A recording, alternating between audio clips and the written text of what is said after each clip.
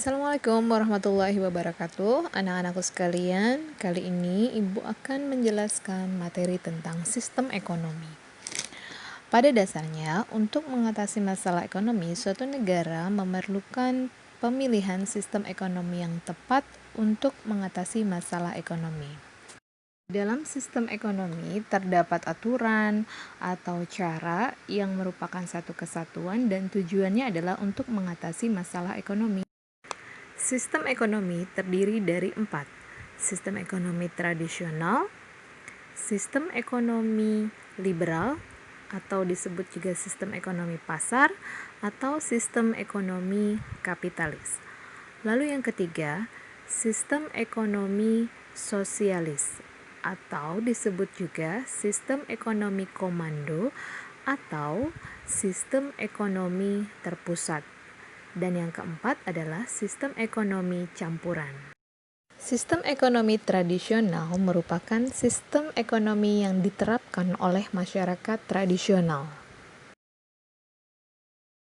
Ciri-cirinya, teknik produksi sederhana, modal hanya sedikit, belum mengenal pembagian kerja, dan menggunakan sistem barter. Berikut adalah perbedaan antara sistem ekonomi kapitalis dan sistem ekonomi sosialis. Pada sistem ekonomi kapitalis, pengelolaan diserahkan kepada mekanisme pasar dan pemerintah tidak campur tangan.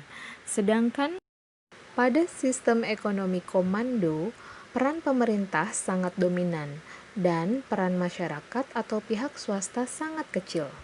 Kedua sistem tersebut memiliki kelebihan dan kekurangan masing-masing. Selanjutnya, sistem ekonomi campuran.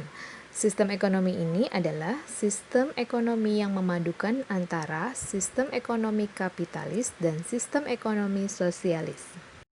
Dalam sistem ekonomi ini, peran pemerintah dan masyarakat seimbang. Nah, selanjutnya adalah sistem ekonomi Indonesia. Pada dasarnya, sistem ekonomi Indonesia menganut sistem ekonomi campuran, tetapi memiliki karakteristik khusus, yaitu sistem ekonomi yang berdasarkan pada Pancasila dan Undang-Undang Dasar 1945. Setelah kalian memahami materi ini, silakan kerjakan tugas berikut ini. Terima kasih.